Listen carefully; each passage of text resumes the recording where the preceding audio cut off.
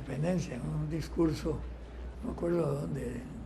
Por cierto, en la fórmula esa de diputados sale don Otilio Ulate en el Partido Comunista. No es Partido Comunista, Partido de Obreros, Alianza de Obreros y Campesinos. Pero eso era en ese entonces. No. ¿Por qué? No, entonces aquí se aclaró. Es que en esa época... un día que no estaba yo. Es que Sí. Bueno. eso se aclaró porque, claro, eso es sorprendente. ¿verdad? No, es que yo iba a hablar de otra cosa, de un discurso a propósito de la independencia de don Otilio. No, pero aclaremos eso nada más. Sí, bueno, aclararlo. No, que para las elecciones del año 30, que eran de medio periodo, se inscribió un partido de Alianza Obreros y Campesinos. Yo había traído la fórmula aquí de... Sí, bueno, esa es la que diputados. tengo yo. Y ahí aparecía Otilio Ulate en el segundo lugar, Sí. en el primer lugar Joaquín García Monge, porque este fue un movimiento que impulsaron trabajadores. Sí. No estaba todavía constituido el Partido Comunista, que se funda hasta 1931. Pero ya existían movimientos antiimperialistas, socialistas, etc. Sí. Incluso hay un Orlich en ese momento Sí. que se declara comunista abiertamente y todo. Era una cosa interesante. Pero esa candidatura de Ulate fue objetada por los trabajadores, por la Unión General de Trabajadores. Entonces Ulate se inscribe, manteniéndose en el segundo lugar por San José, en Alianza de Obreros y Campesinos, se inscribe por un partido de Alajuela en el primer lugar y sale electo por Alajuela. Bueno. Sí, eso Oiga, no, es que estaba recordando eso de la independencia, de un discurso que se me grabó, que decía, no nos afectan las palabras vanas que nos hablan de nuestra falsa independencia. Independencia que al fin y al cabo nos llegó en papel y tinta. Esa frase nunca se me olvidó. ¿De quién era Ulate? Ulate, sí, así hablaba. Decía, vengo llegando de la vieja y me informa Mariano Sanz que el planeamiento, así hablaba todo el tiempo. El que vos era muy joven. No, yo lo traté 2 veces con ánimo de interrogarlo, no pude Era hacerlo. un viejo ¿El simpático. Che Guevara no pudo? ¿Lo intentó y no pudo? ¿Quién? ¿El Che Guevara? Sí, claro. Pero en serio, ¿no? Sí. Si el Che Guevara lo escribe. Yo fui en los 70s. Sí, Claro. claro. Sí. Ah, no sabía. Sí, ¿Dónde claro. los que viste? En los 70s, cuando él estaba en oposición, me parece, al Distrito Financiero Internacional que quería crearse aquí en Costa Rica. Sí. Entonces yo me le acerqué un poco con ánimo de entrevistarlo y no tuve mucha fuerza en eso, digamos, pero me le acerqué, lo traté. Sí. Pero bueno, era un tipo interesante. Muy Sí, interesante. era un orador. Fue una de las posibles candidaturas que el Partido Comunista quiso jugar en el año 39 contra Rafael Ángel Calderón. Porque ahí jugaron Ricardo Jiménez y Otilio Ulate en una cosa que se llamó Alianza Nacional Democrática. Y Otilio se retiró. Ya Otilio andaba más alejado de esas posiciones nacionalistas que había tenido antes y que lo habían acercado a esos grupos y antiimperialistas, porque había sido un defensor de Sacco y Vanzetti y otras cosas. Sí. Y crítico de las compañías extranjeras. Entonces, en el año 39 los comunistas lo habían considerado en una posibilidad que no se le materializó. Yo tuve una relación, pues, por familia, porque Manolo Ventura, que fue muy cercano a él, era casado con una prima hermana mía y fuimos como hermanos realmente. Pero no por la vieja. ¿Perdón? Pero no por la vieja de Otilio. No, la vieja era la finca, así se llamaba. Finca, claro. Para quienes nos están oyendo. Y después el otro fue Chalo Segares, que también estaba muy cerca de él, que fue ministro de Seguridad y casado con mi hermana Peggy, de manera que yo tuve una relación muy cordial y él me trataba siempre con mucha cordialidad. Sobre Otilio hay una tesis bastante buena de un muchacho, José Luis Torres, que fue publicada por la UNED, creo. Sí. No sé si estará todavía a disposición el libro para la venta, pero es un trabajo bastante bien hecho. Yo estaba estudiando Derecho y Ciencias Económicas cuando don Otilio me nombró en la Tesorería Nacional de inspector de la renta, y estuve ahí tamaño poquillo tiempo, ¿verdad? Y terminando la carrera. Sí, era un viejo agradable conmigo. ¿Y por lo usted fue menos. ulatista? Ulatista, sí. Como seguidor de Ulate políticamente. Sí, claro. No, en la primera nada más. La primera, sí. Sí. En la otra siempre fui figueriachi, ¿verdad? Sí, bueno. Pues por todo lo que pasó en el 48 y tal. Fue otro problema. Mi papá lo agarraron preso a la pura bulla. Y entonces, pues opté por irme a volar chumicos. Yo recuerdo un debate en Radio Monumental entre Manuel Mora y Otilio Ulate.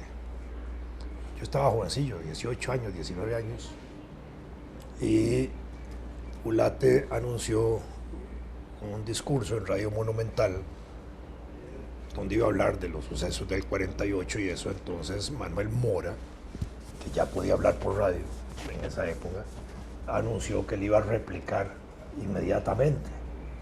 Entonces a mí me enviaron en un grupo que cuidaba a Manuel ahí a la cabina de Radio Monumental, y yo fui con Manuel y con otros muchachos jóvenes allá estando ahí. Y estábamos ahí en el último piso de la Monumental, donde estaban las cabinas. En una cabina estaba Ulate. Se habían saludado antes de que se iniciaran los discursos. Ulate se metió en una cabina, hizo su intervención radial. En la otra cabina estaban Adolfo Herrera García, el escritor, Fofa. y Manuel tomando notas y apuntes, ¿verdad? Termina el discurso Ulate, hay un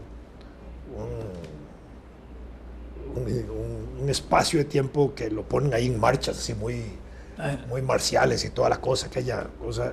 Utilio sale de la cabina, se saluda con Manuel, se retiran y ahora le tocaba a Manuel hablar, ¿verdad? Y esa escena nunca se me olvida, de Manuel Mora respondiendo en vivo, directo ahí, al inmediato a Otilio Ulate sobre lo que él había dicho, con Adolfo Herrera a la par, y Adolfo le pasaba papelillos. Seguro le decía, acordate tal carajada o acordate tal otra. Esa cosa no se me olvida a mi hija. Qué tipo más agradable era Fofa Herrera. Simpático era. Sí, simpático. sí, tipazo. Pero era un nivel de debate que antes había que ya no hay. Ya no hay. Sí.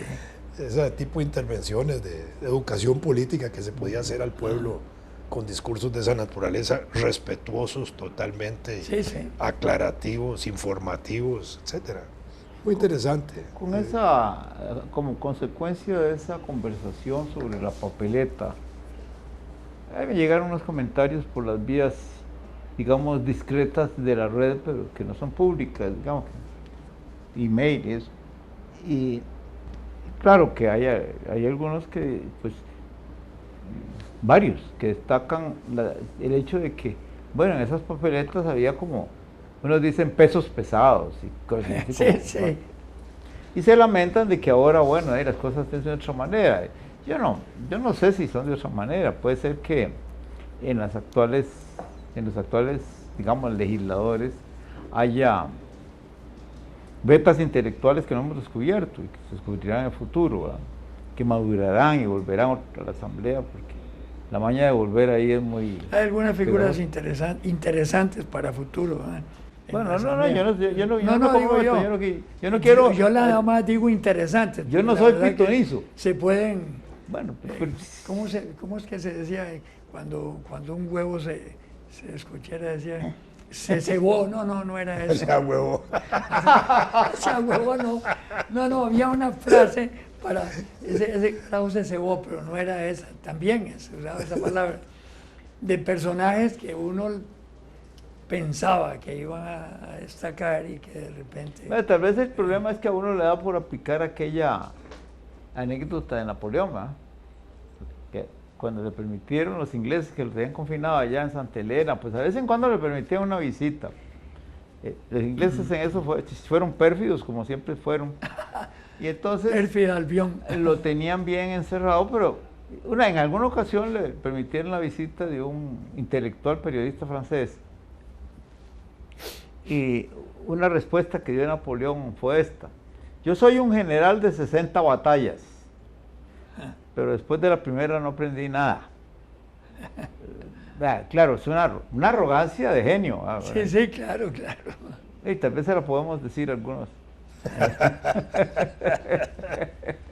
Aquella frase de Monsieur Talleyrand, y era ministro de Hombre la- fuerte, Claro. periodo revolucionario y francés. tuvo una discusión, unas palabras con Napoleón, y cuando venía saliendo dice: qué lástima que un hombre tan extraordinario sea tan malcriado, sea tan mal educado. Bueno, Hay un libro de El Príncipe de Maquiavelo, no un libro, una edición del libro del Príncipe de Maquiavelo con notas de Napoleón. Ajá. sí, usted. Yo conservo ese ejemplar, tengo que buscarlo y traerlo un día para verlo Qué aquí. interesante. Porque hace notas muy simpáticas y en una de ellas dice: en esto se parece a mí. Está bueno. Por cierto, entre esas observaciones que me mandan, hay una que, por cierto, sería bueno. Este hombre le manda un versillo mío del El colegio. otro día lo vimos. Así, bueno. Sí, claro. No, pero No me lo mandan a mí, se lo mandan a Fernando. Hay que dar el correo tuyo, el correo electrónico. Ah, no, hombre. En este caso se trata de un buen oyente. Y más bien yo creo que, ¿cómo era que dijiste? ¿Teleescucha? ¿O cómo? Teleaudiente. Teleaudiente. Ah, está buena la Sí, definición. porque Sí, claro. él se refiere a algunas de las cosas que hacemos mientras estamos hablando. Bueno, el asunto es que en este caso confirma una sospecha que yo tenía, pero que yo me abstuve de insistir en ella porque don Álvaro estaba muy convencido. ¿De qué? Era el asunto de los pistachos. No, es que no, yo no estaba convencido. A mí me lo dijeron y punto. Y tan No, es pero, así que yo sigo no, pero lo comiendo. dijiste de una manera tan tajante que yo me quedé callado porque yo sé que no era así. Ah, bueno. El punto es que el pistacho vamos a ver, decir que el pistacho y es un dátil, es Sí, como sí. decir que los jocotes y los mangos salen del mismo árbol. El pistacho no tiene la menor posibilidad en toda la historia de evolución de haber sido un dátil, porque el dátil se produce en una palmera Sí. que se llama la Fénix dactilífera. Ajá. Dactilífera. Dactilífera. Fénix dactilífera. El dátil porque parecen dedos, ¿verdad? Esa es la razón semántica ahí. En cambio, el pistacho es un árbol que se parece a ciertos arbustos de flores y se llama Pistachia vera. Ajá. Pistachia vera. Y la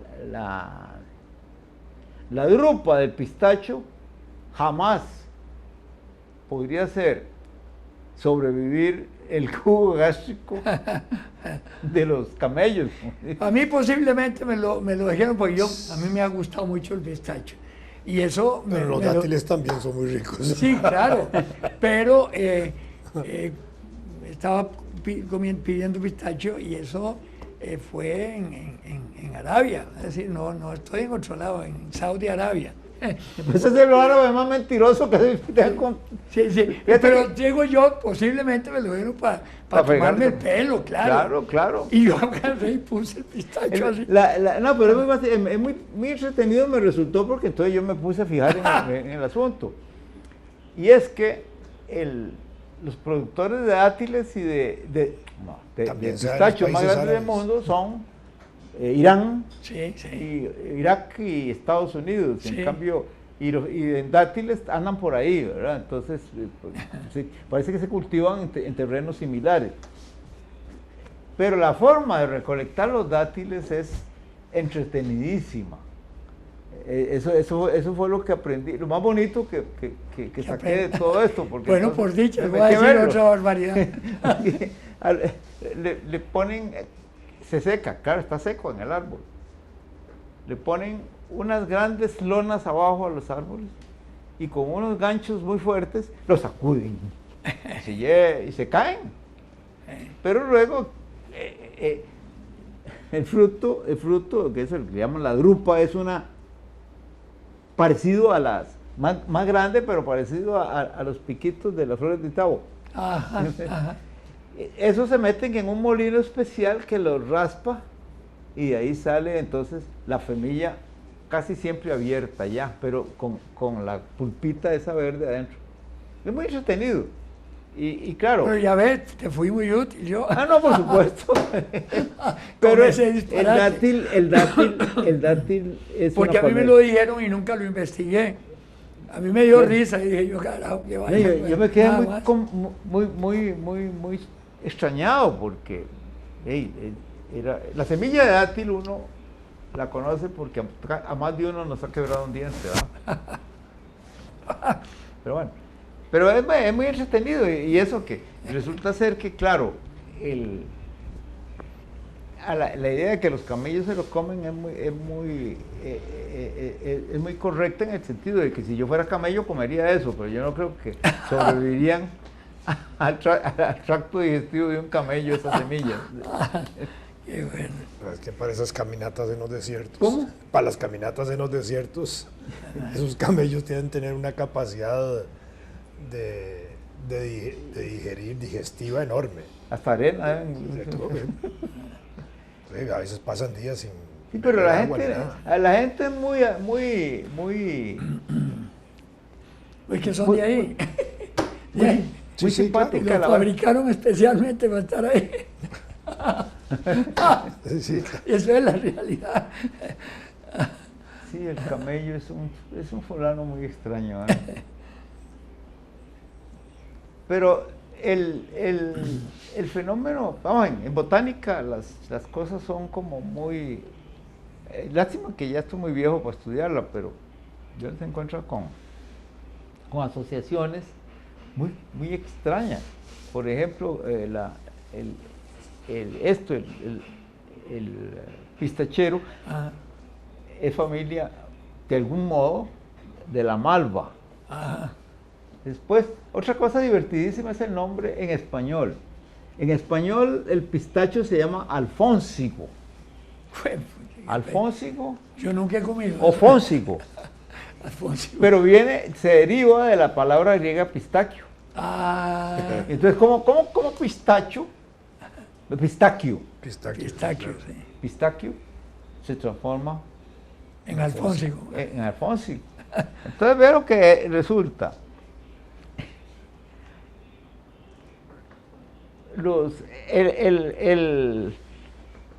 El pistaque griego pasa a una lengua del Medio Oriente, pelvi, que yo tengo que ir a averiguar quiénes la hablaron, como pistac, con G, ¿verdad? Bueno, ahí está bien, suena igual, ¿verdad? Al árabe clásico pasó como fustuk, Ah, ese ya no. ese es- al árabe español de la península española como al-fustag. Y entonces al español pasó como alfónsigo.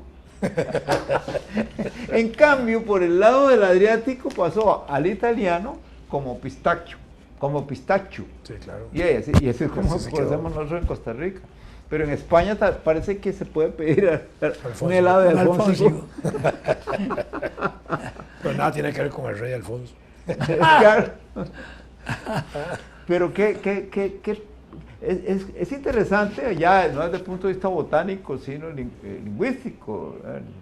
Cómo pasó a llamarse alfónsigo, pero de veras quiere decir, alfónsigo viene de pistaquio, de griego pistaquio, dando toda esa vuelta por África del Norte. Y uno se lo come como si nada. Ay, a uno no le importa eso. Un migrante. Sin acordarse. Un migrante más. Claro, claro. Y además negrillo. Es entretenido eso porque... Eh, En fin, y en botánica uno le pone, por ejemplo,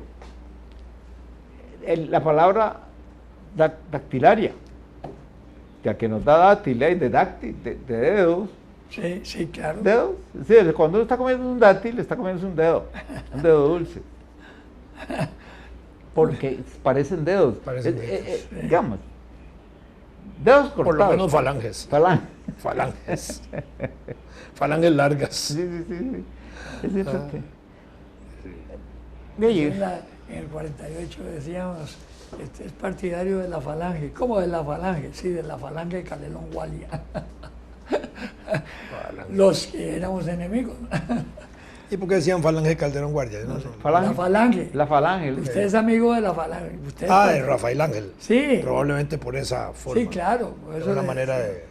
Estaba compitiendo con Ulate en ese entonces. Sí, porque digamos, Calderón no fue falangista en el No, buen no, sentido de la Ah, palabra. no, era por una cuestión de- Más bien Figueres sí Era- lo fue. Claro. En una época. Claro. Al principio de los 40 era medio Falangista. medio franquista. Eso- Hasta que ese- conoció, ese la- hasta que ese conoció Falange- a Vicente Sáenz. Y lo cambiaron. Ese Falange me recuerda el encuentro que tuvimos don Joaquín Gutiérrez y yo una cierta noche con un muchacho. Nos perdimos. Juan Luis Rodríguez, él y yo íbamos en un carro y entonces de pronto nos dimos cuenta que habíamos perdido, entonces había que coger hacia el oeste, pero era de noche. Entonces paramos a ver qué hacíamos y en eso aparece un niño, ya preadolescente. Entonces Joaquín lo llama y dice, mira, vení acá. ¿A dónde queda el oeste aquí? Ese carillo. Sí, como en todas partes, para allá. Como en todas partes. Entonces Joaquín le dice, hey, ¿cómo te llamas vos? Y le dice él, bueno, yo me llamo Felo, pero en casa me dicen Ragel. Me llamo Felo, pero en casa me dicen Ragel. Así, ¿dónde está el oeste, carillo? Por toda la... pues, como en todas partes, para allá. Siquiera a lo tico. Claro. A lo tico para allá. Y ahí con Hay que en pensar, hay el que- campo, ¿cuánto falta para...? Ahí nomás. Ahí nomás. Usted ahí nomás y camina y camina y camina, no llega nunca. Llega el árbol aquel. Sí, sí. Al higuerón. Al higuerón. Con todavía está de fama el higuerón. Ya terminó Ya ya dice. terminó el segundo.